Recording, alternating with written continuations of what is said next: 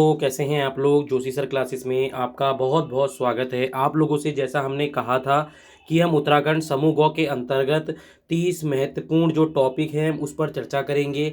कल हमने उत्तराखंड के इतिहास में कुछ प्रश्नों को चर्चा की थी। आज हम लोग सिंधु सभ्यता और मुगल साम्राज्य से जितने भी महत्वपूर्ण टॉपिक पर प्रश्न बन सकते हैं वो हम लोग लेकर आए हैं। उससे पहले हम थोड़ी सी क्विज लेते हैं, लगभग 30 प्रश्न की। आशा करता हूँ आप बिल्कुल ईमानदारी के साथ उसको दे रहे होंगे और जल्दी जल्दी से हम इस पूरी जो हमारी सीरीज है इसको हम कंप्लीट कर रहे होंगे। देखो, आपकी आगामी परीक्षाएं 18 तारीख को होने वाली हैं। सबसे पहले 18 दिसंबर को कांस्टेबल की। आशा करता हूं आप लोगों ने उस चीज़ के लिए अच्छे से अपना पूरा रिवीजन कर लिया होगा। यहाँ पर क्विक रिवीजन के तौर पर हम जल्दी जल्दी पढ़ा रहे हैं। यदि आपको लगता है कि हमारी स्पीड तेज़ है तो आप लोग इसकी स्पीड को धीमा करके देख सकते हैं। दूसरी बात, यहाँ पर हम लोगों ने कल लाइव क्लास टेस्ट लिया था। उस टेस्ट में बहुत सारे बच्चे हमारे साथ बैठे थे। जिन्होंने वो मेरा वीडियो नहीं देखा है, कृपया करके आप पहले उसको भी देख लें। स्टार्ट करते हैं। यहाँ पर ये सैंपल टेस्ट की तरह ही माने।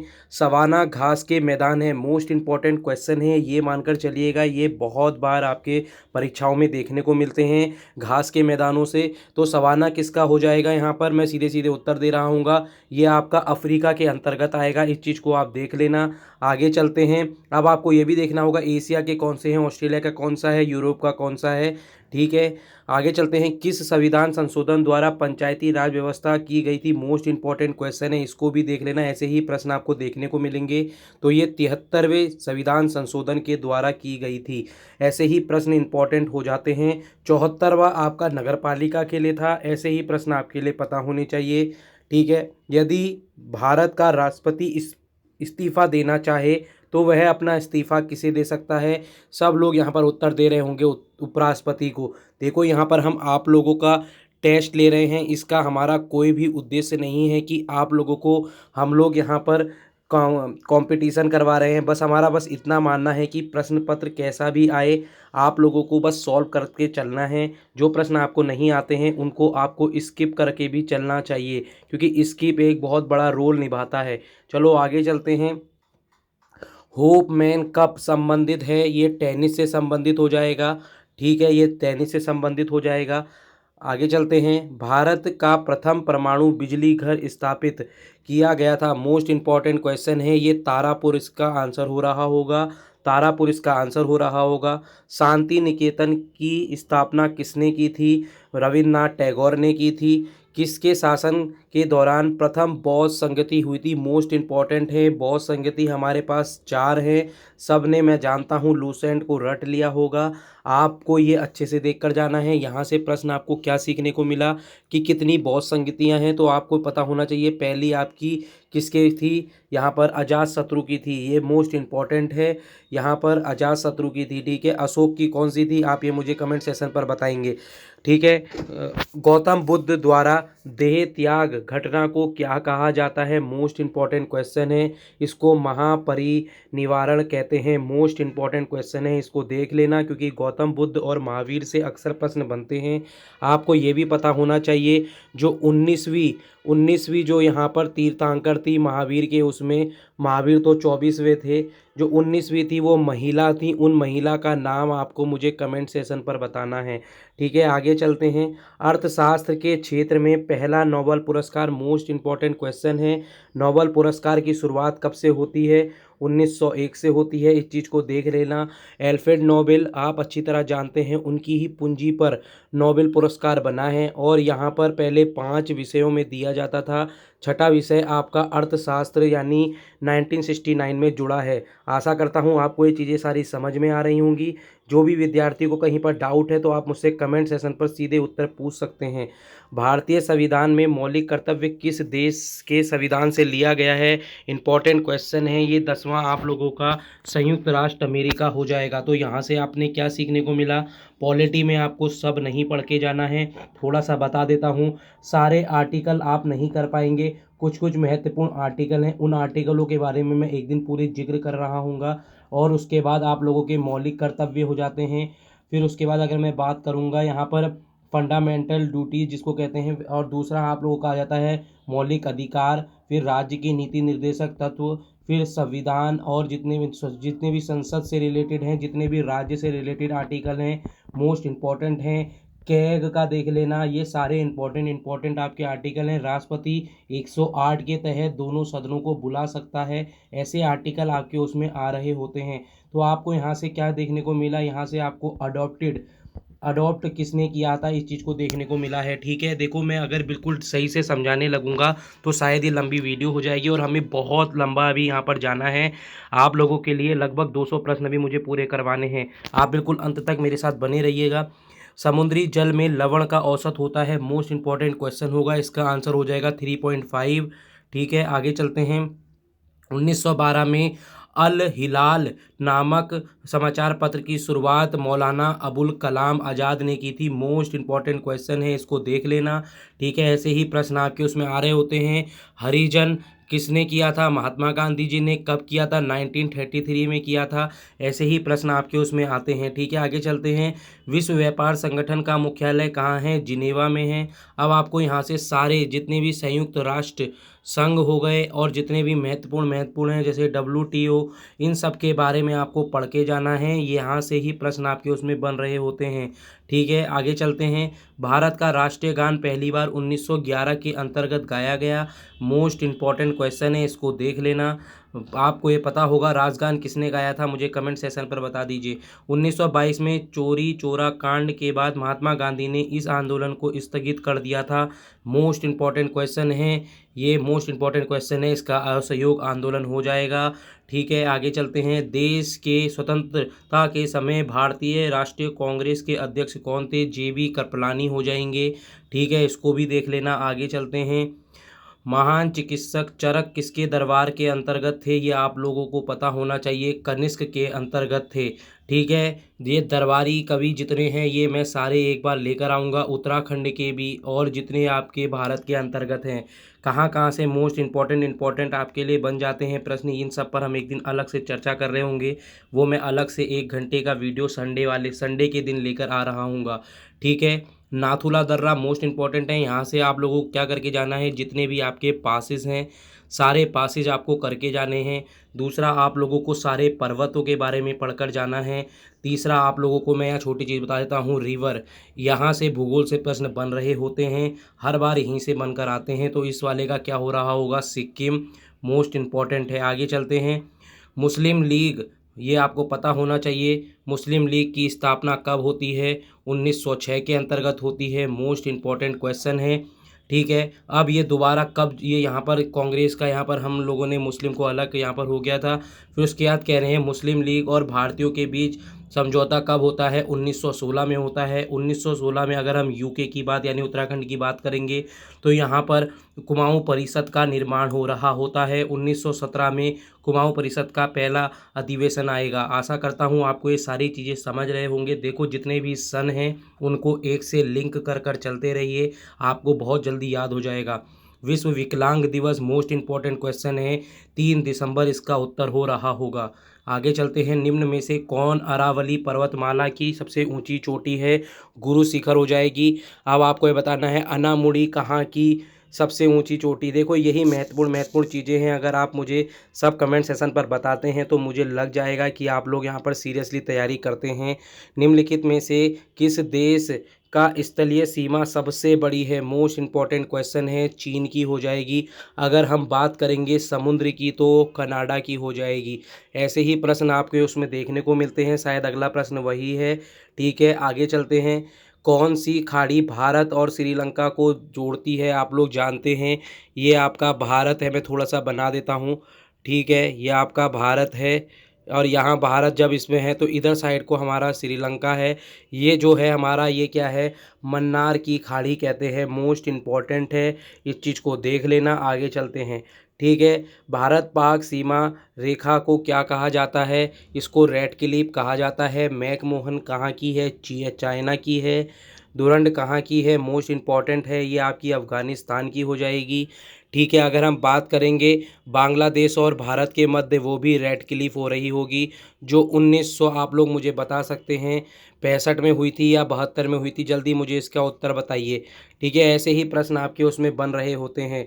बांग्लादेश का निर्माण जब वर्मा था, उसको बांग्लादेश का नाम कब रखा गया, ये भी मुझे उसमें बताइए।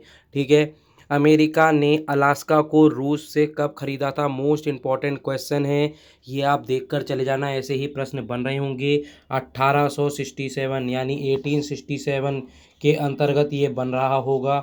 देखो, रूस क्रांति, ठीक है, रूस क्रांति आप पढ़कर चले जाना। नाजीवाद आप पढ़ के चले जाना, यहाँ से प्रश्न बन सकते हैं। जितने भी हिटलर और ये चीज़ें हैं बहुत ज़्यादा इम्पोर्टेंट हैं। हम वर्ल्ड हिस्ट्री की बात कर रहे हैं यहाँ पर। भारत के संविधान में संविधान सभा ने तिरंगे को भारत के राष्ट्रीय झंडे के रूप में कब अपनाया था? मोस्ट इम्पॉर्टेंट क्वेश्चन है, 22 जुलाई 1947। आगे चलते हैं। लैन का विस्तृत रूप है, सब लोग जानते होंगे, लोकल एरिया नेटवर्क है, लोकल एरिया नेटवर्क हो जाएगा। आगे चलेंगे। भारत का गोवा राज्य पुर्तगाली के शासन कब मुक्त हुआ था? मोस्ट इम्पॉर्टेंट क्वेश्चन है, ऐसे ही प्रश्न आपको देखने को मिलेंगे। चाइना का आपका युद्ध कब हुआ था, ये भी मुझे बताएंगे, ठीक है। यहाँ पर आपका हो रहा होगा इसका उत्तर, ठीक है। आगे चलते हैं। राष्ट्रीय वायुसेना दिवस, राष्ट्रीय वायुसेना दिवस कब होता है? 8 अक्टूबर को होता है। तो आपको ये सारे पता होने चाहिए। राष्ट्रीय वायुसेना, आर्मी डे कब मनाया जाता है, नेवी डे कब मनाया जाता है, ये सारी चीज़ें आपको पता होनी चाहिए। मैंने एयर वाला आपको बता ही दिया यहाँ पर, ठीक है। ये इंपॉर्टेंट चीज़ें, इस चीज़ को आप देख लेना। आगे चलते हैं। कुछ महत्वपूर्ण प्रश्न जब हमारे उसमें अब आ रहे होंगे तो यहाँ से आपको देखने को मिलेंगे। लगभग मैं यहाँ पर 50 प्रश्न मुगल साम्राज्य के लाया हूँ, 100 प्रश्न हमारे सिंधु सभ्यता के हो जाएंगे। बस आशा करता हूँ आप प्लीज़ मेरे साथ यहाँ से बिल्कुल बने रहिए, हम जल्दी से इसको कवर कर रहे होंगे, ठीक है। मुगल साम्राज्य की स्थापना कब और किसने की? बाबर ने 1526 में की थी। वह युद्ध जिसके कारण भारत में मुगल साम्राज्य की स्थापित हो गए, पानीपत का प्रथम युद्ध। बाबर के पिता का नाम क्या था? शेख मिर्जा था। बाबर का मकबरा कहाँ है? काबुल में है। खानवा का युद्ध किस वर्ष हुआ था? 1527 के अंतर्गत हुआ था। बाबर का वास्तविक नाम क्या था? जहीरुद्दीन मोहम्मद था। दिल्ली में दीन पिन्हा की स्थापना किस मुगल सम्राट ने की? हुमायूं ने। शेरशाह सूरी का मकबरा कहाँ है? सासाराम में। चौसा का युद्ध कब हुआ, किसके बीच हुआ? ये आपको पता होना चाहिए। ये आपका किसके बीच हुआ? हुमायूं और शेरशाह के बीच हुआ है, ठीक है। बिलगिराम का युद्ध किसके बीच हुआ? आप मुझे मुझे कमेंट सेशन पर बताएंगे, ठीक है। आगे चलते हैं। हुमायूं का मकबरा कहाँ है? दिल्ली के अंतर्गत है। किस शासक ने ग्रैंड ट्रंक रोड बनाई थी? शेरशाह सूरी ने। किस मुगल बादशाह की मृत्यु दीन पनाह पुस्तकालय की सीढ़ियों से गिरने से हुई? हुमायूं की। हल्दी घाटी का युद्ध आप लोग जानते होंगे, महाराणा प्रताप और अकबर के बीच हुआ, कब हुआ था? ये इंपॉर्टेंट क्वेश्चन है, ऐसा प्रश्न आपको देखने को मिलेगा 1576, ठीक है। आगे चलते हैं। किस मुगल, क्या लिखा है, किस मुगल सम्राट ने तीर्थ यात्रा पर समाप्त कर दिया था? तीर्थ यात्रा कर समाप्त कर दिया था सम्राट अशोक ने। सम्राट अकबर ने दीन इलाही, मोस्ट इंपॉर्टेंट है, धर्म की स्थापना 1582 में। देखो आपको क्या करना है, पूरे इसके क्रम करके जाने हैं। मैं थोड़ा क्रम बता देता हूँ आपका। पहले बाबर आएगा, फिर हुमायूं आएगा, फिर अकबर आएगा, ठीक है। ऐसे ही करके आपका शाहजहाँ आ रहा होगा, ये चीज़ें इंपॉर्टेंट है। फिर जहांगीर आएगा, देखना ये ऐसी चीज़ें इंपॉर्टेंट हैं। फिर आप लोगों को क्या आ रहा होगा यहाँ पर? औरंगजेब आ रहे होंगे। देखो ये चीज़ें बहुत ज़्यादा इंपॉर्टेंट हैं। अगर आप इन चीज़ को अच्छे से कर चलते हैं तो आपको बिल्कुल भी कठिनाई का सामना नहीं करना पड़ेगा, ठीक है। इनके क्या क्या टर्म पीरियड थे उनको याद करेंगे तो आपको ये सारी चीज़ें याद हो जाएंगी। किस मुगल सम्राट ने इबादत खाना का निर्माण करवाया था? अकबर ने। किस मुगल सम्राट ने शिक्षा संबंधी सुधार किए? अकबर ने। अकबर का मकबरा, याद रखना, सॉरी, अकबर का मकबरा कहाँ है? सिकंदराबाद में। मोस्ट इंपॉर्टेंट क्वेश्चन है, इसको देख लेना। अगर हम बात करेंगे अकबर के दरबार में आने वाला पहला अंग्रेज कौन था? मोस्ट इंपॉर्टेंट क्वेश्चन है, बहुत कम बच्चों को पता होगा ये। फिंच है, ठीक है, इसको देख लेना, फिंच है, मोस्ट इंपॉर्टेंट क्वेश्चन है। आगे चलते हैं। किस मुगल सम्राट ने दिल्ली के लाल किले का निर्माण करवाया था? शाहजहां ने। किस मुगल सम्राट को जिंदा पीर के नाम से जाना जाता है? Most important question, Aurangzeb. Aurangzeb अपने आप में अगर मैं कहूँ सबसे प्रतापी शासक, ठीक है, सबसे प्रतापी शासक अगर एक मायनों में माना जाए तो कौन सा है? अकबर के बाद। देखो अकबर को तो इसलिए माना जाता है क्योंकि उसने बहुत सारी भलाई वाले काम भी किए, परंतु औरंगजेब यहाँ पर इसने थोड़ी बहुत चीज़ें गलत की थी, परंतु इसकी ज़्यादा चीज़ें क्या थी आपके यहाँ देखेंगे, ज़्यादातर इसने निर्माण कार्य ही किए हैं, बहुत सारी चीज़ें की हैं इसने। तो यहाँ पर अगर मैं कहूँगा सबसे प्रतापी शासक अगर कोई मुगल साम्राज्य में था, विद्वान अगर जो सबसे ज़्यादा था, आप इस चीज़ को मानकर चलना। औरंगजेब बहुत, अगर आप कह सकते हैं बहुत अच्छा था ये मान लीजिए। रीजन बस मैं इतना कह रहा हूँ क्योंकि इसके बारे में पढ़िए कभी, तब पता लगेगा आपको, बहुत मोस्ट इंपॉर्टेंट है, ठीक है। जहांगीर महल कहाँ है? ये आगरा के अंतर्गत है। अकबर के साथ युद्ध करने वाली रानी दुर्गावती कहाँ की रानी थी? मांडला की थी। गुजरात विजय की याद में अकबर ने किस वर्ष निर्माण करवाया था बुलंद दरवाज़ा?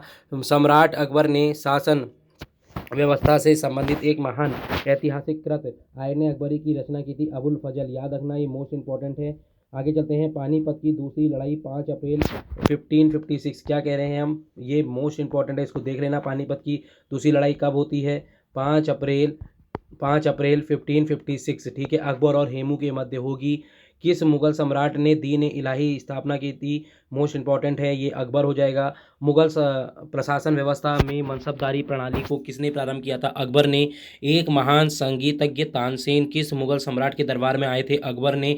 मुगल काल की राजभाषा क्या थी? फारसी थी, ठीक है। किस मुगल सम्राट ने शासन काल में मुगल के कला जो थी, जो देखो यहाँ पर इसका प्रश्न ये है कि चित्रकला सबसे अच्छी कौन से उसमें थी? जहांगीर के उसमें थी, ठीक है। किसने अकबर की जीवन कथा की लिखी थी? अबुल फजल ने। हुमायूं की रचना किसने लिखी थी? गुलबदन बेगम। मोस्ट इंपॉर्टेंट क्वेश्चन है, इस बार ये आपको देखने को मिलेगा, मैं पहले ही बता रहा हूँ, ऐसे प्रश्न आपके उसमें आ रहे होते हैं। अकबर द्वारा बनवाए गए उपासना गृह, क्या लिखा है? उपासना गृह, मोस्ट इंपॉर्टेंट क्वेश्चन है, इसको देख लेना। पूजा गृह का क्या नाम था? इबादत खाना था, ठीक है। आगे चलते हैं, अकबर के शासनकाल में भू राजस्व सुधार के लिए कौन उत्तरदायी है? तोडरमल। मोस्ट इंपॉर्टेंट क्वेश्चन है, ठीक है। सम्राट अकबर ने इबादत खाने का निर्माण कब करवाया था? 1575 में। बाबर ने अपनी आत्मकथा तुकुज ए बाबरी, याद रखना, तुजुक ए बाबरी किस भाषा में लिखी है? तुर्की में। मोस्ट इंपॉर्टेंट क्वेश्चन है, इस चीज़ को आप देख लेना, ऐसे ही प्रश्न आपके उसमें बन रहे होते हैं, ठीक है। आगे चलते हैं, किस मुगल सम्राट ने मुगल साम्राज्य की राजधानी को आगरा से दिल्ली स्थानांतरित किया? शाहजहां ने। मोस्ट इंपॉर्टेंट है, देख लेना, ऐसे ही प्रश्न आपके उसमें आते हैं। यही प्रश्न आपके आते हैं कहाँ पर? यूके यानी उत्तराखंड की हिस्ट्री में भी किसने कहाँ से किया? आप मुझे ये बताएंगे कि क्या कहते हैं, चंपावत से अल्मोड़ा स्थानांतरित किसने किया था? चंद्रवंश में। ये चीज़ें इंपॉर्टेंट है, अगर आपको पता होंगी तो आप इसका उत्तर मुझे जरूर दे रहे होंगे। किस मुगल शासक को 2 बार राज्याभिषेक हुआ? औरंगजेब। मोस्ट इंपॉर्टेंट है, इसको देख लेना। गुरु अर्जुन देव किस मुगल शासक के समकालीन था? जहांगीर के। किस मुगल शासक को आलमगीर के कहा जाता है? औरंगजेब को। किस मुगल शासक ने शासनकाल के मलिक मोहम्मद जैसी पद्मावत की रचना हुई थी? याद रखना, शेरशाह सूरी के काल में हुई थी। किस मुगल शासक ने आगरा में मोती मस्जिद का निर्माण करवाया था? शाहजहां ने। आगे चलते हैं, अकबर के शासनकाल में आलम गुलजार नामक अधिकारी का कार्य था भूमि राजस्व का संग्रह तथा उसका मूल्यांकन करना।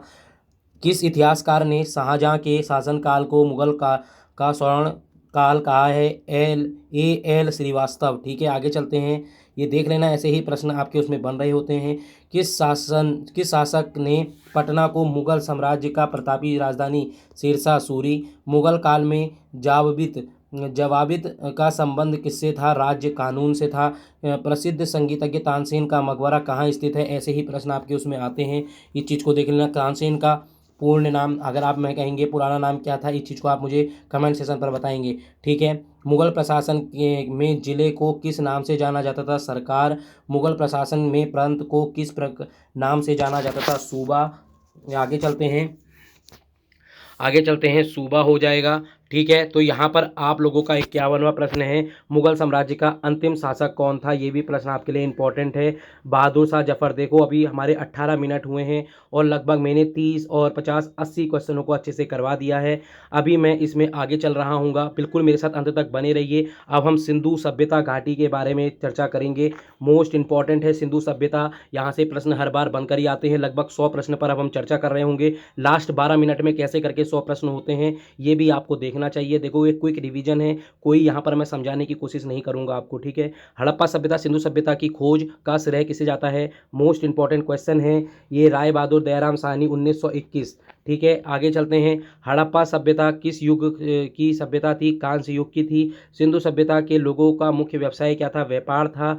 हड़प्पा सभ्यता की खोज 1921 में हुई थी। हड़प्पा सभ्यता की मोहरें बनी हुई थी सेल खड़ी से। जो मैं इंपॉर्टेंट बताऊंगा आप उसमें मैं सीधे लगाता रहूँगा, आपको बस कॉपी में लिखते रहना है, ठीक है। ये इंपॉर्टेंट क्वेश्चन है। आगे चलते हैं, हड़प्पा सभ्यता के लोगों की सामाजिक पद्धति थी उचित समतावादी। ईंटों की कृत्रिम गोदी वाला एकमात्र सिंधु स्थल कौन सा था? लोथल था।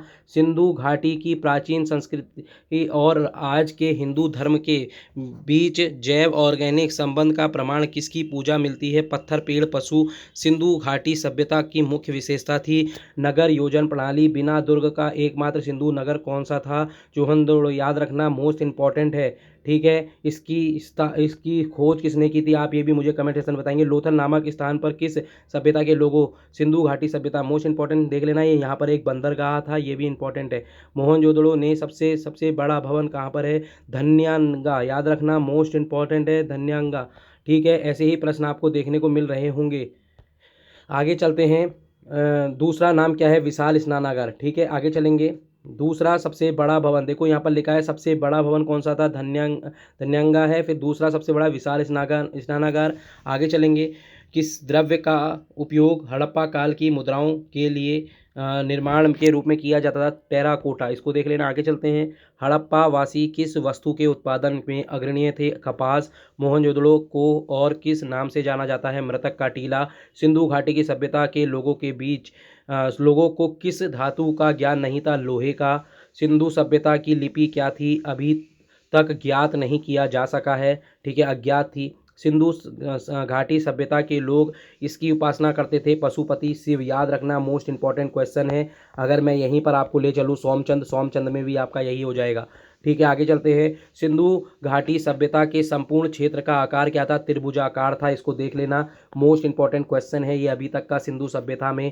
एक ऊपर मैंने बताया, एक ये फिर बता रहा हूँ, बाकी आप लोगों ने सब पढ़ कर गए होंगे। सिंधु सभ्यता के लोग शीशे का आयात कहाँ से करते थे, ईरान से करते थे। सिंधु सभ्यता के लोग सेल खड़ी का आयात कहाँ से करते थे, राजस्थान के अंतर्गत करते थे। सिंधु घाटी सभ्यता के किस स्थान से नृत्य करती हुई नारी कांस्य रूप में मिली है, मोहनजोदड़ो, याद रखना।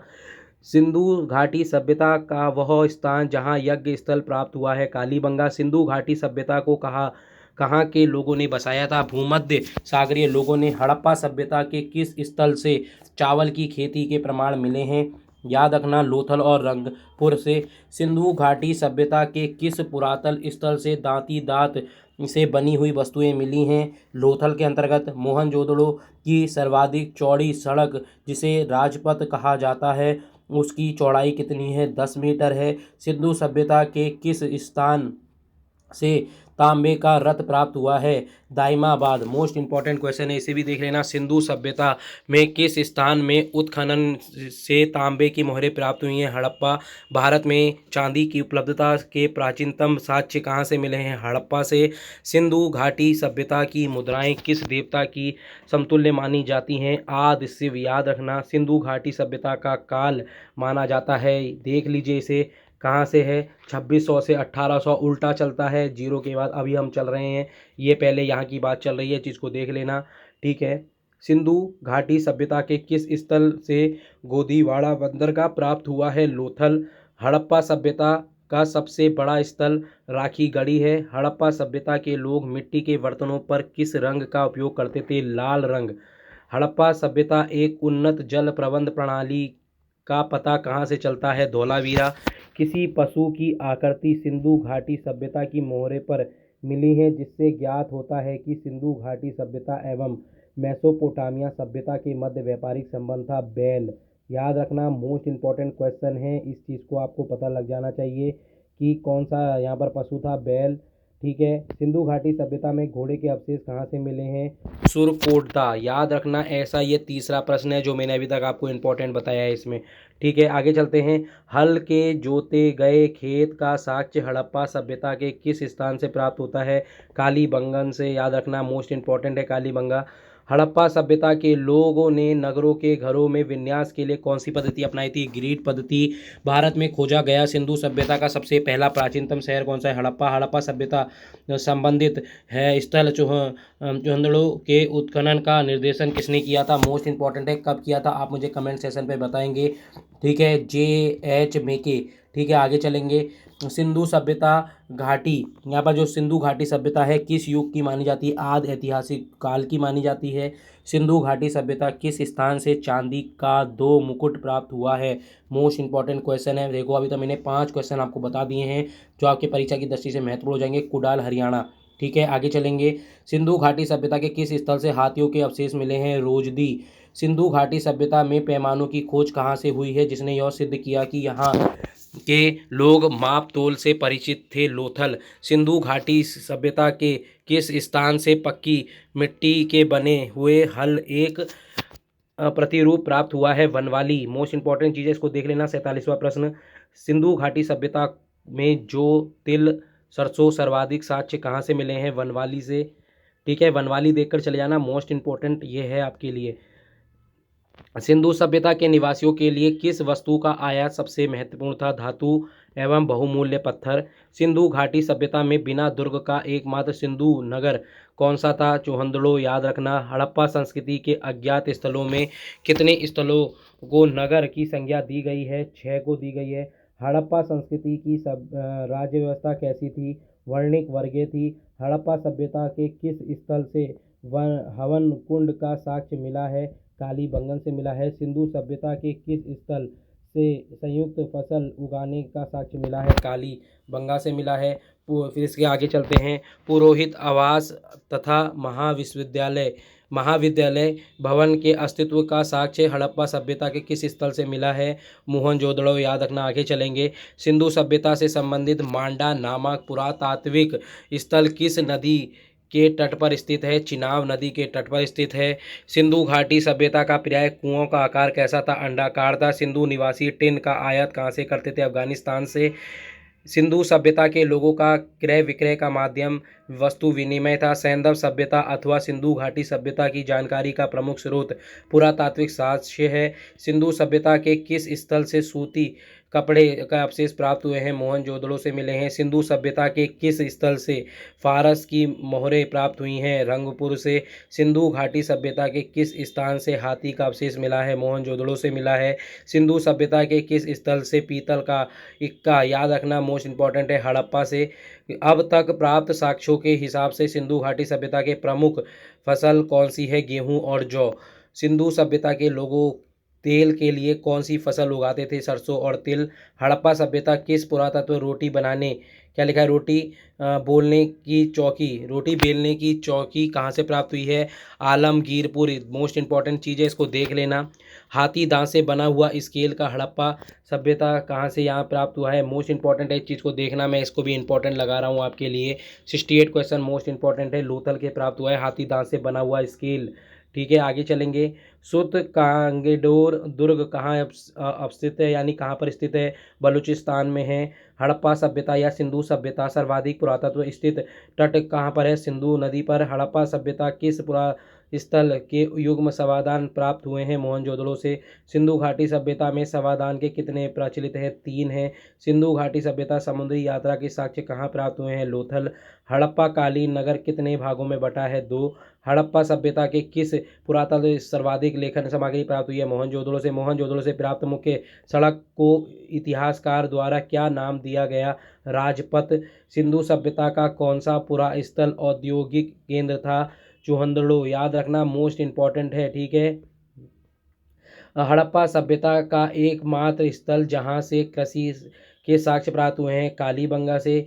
हड़प्पा सभ्यता किस पुरा स्थल के सौंदर्य का प्रसाधन सामग्री प्राप्त करती थी? चौहंदड़ो। मोस्ट इंपॉर्टेंट है। ठीक है, आगे चलेंगे। सिंधु सभ्यता का एक पुरा स्थल राज्य से अनाज पीसने को 2 पार्ट प्राप्त हुए हैं, कहाँ पर हुआ है? 2 पार्ट, ये है लोथल के अंतर्गत। अभी तक हमने 80 प्रश्न कर लिए हैं। देखो 80 और 80 160 प्रश्न हो गए हैं। 20 प्रश्न आपके लिए और लेकर आ रहे हैं, जो आपके 30 मिनट तक हम पूरे कंप्लीट करा देंगे। देखो हमने जो आपसे वादा किया था, आपको अगर मेरी वीडियो पसंद आ रही है प्लीज़ इसको ज़्यादा से ज़्यादा सब्सक्राइब करें और प्लीज़ इसको अपने छोटे भाई बहनों को शेयर करें। सिंधु सभ्यता के किस पुरा स्थल से अग्नि वेदिका का साक्ष्य प्राप्त हुआ है? लोथल और कालीबंगा से। सिंधु सभ्यता के किस पुरा स्थल से दिशा मापक यंत्र? लोथल से। सिंधु कालीन सभ्यता के किस लिखा है किस पुरातन क्या है अलंकृत ईंटों का साक्ष्य प्राप्त हुआ है? कालीबंगा से। आगे चलते हैं तो इसमें कालीबंगा का शाब्दिक अर्थ करता होता है, याद रखना, काले रंग की चूड़ियाँ। रंगपुर किस नदी के तट पर स्थित है? बहादुर नदी पर। सिंधु सभ्यता किस पुरा स्थल में शवों का अंडाकार गड्ढों का दफनाया गया? रोपड़ में। राखीगढ़ी नामक कालीन पुरास्थल किस इस राज्य पर स्थित है? हरियाणा में। आलमगीरपुर किस नदी के तट पर है? हिंडन नदी पर। सिंधु सभ्यता के लोगों का मुख्य भोजन गेहूं और चावल। सिंधु सभ्यता के लोग किसकी पूजा करते थे? माता देवी की।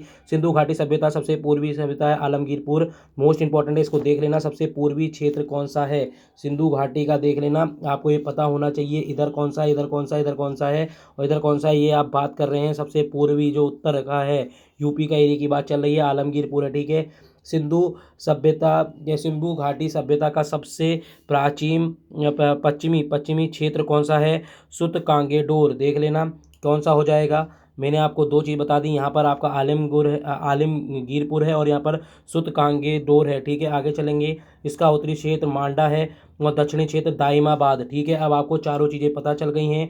आलमगीरपुर, यहाँ पर सुत कांगेडोर है, यहाँ पर आप लोगों का क्या हो जाएगा? मांडा हो जाएगा और ये मांडा आपका जम्मू कश्मीर में पड़ता है। दाइमाबाद आपका महाराष्ट्र के क्षेत्र में तरफ पड़ता है। ठीक है, आगे चलते हैं।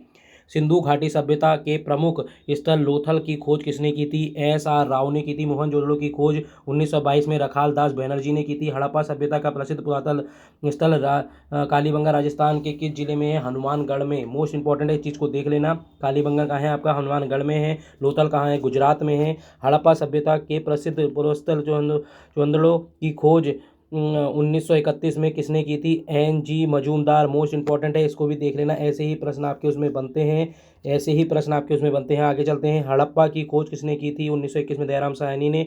सिंधु सभ्यता या हड़प्पा सभ्यता का सबसे बड़ा नगर कौन सा था? राखीगढ़ी। धौलावीरा जो हिंदू सभ्यता के एक प्रसिद्ध स्थल राज्य था गुजरात। तो आखिर आप समझ चुके होंगे कि हमने आपको कितनी जल्दी यहाँ पर सिंधु सभ्यता और मुगल साम्राज्य के महत्वपूर्ण, लगभग हम कह सकते हैं यहाँ पर हमने 200 प्रश्न पूरे कर लिए हैं। यदि आपको ये मेरी वीडियो पसंद आई हो तो कृपया करके प्लीज़ इसको लाइक करें, शेयर करें, अपने छोटे भाई बहनों को इसको फैलाते रहें। देखो, हमारा बस एक ही चीज़ है, जितने विद्यार्थी हमारे द्वारा पढ़ रहे हैं आप लोग यहाँ से सफल हो जाएं।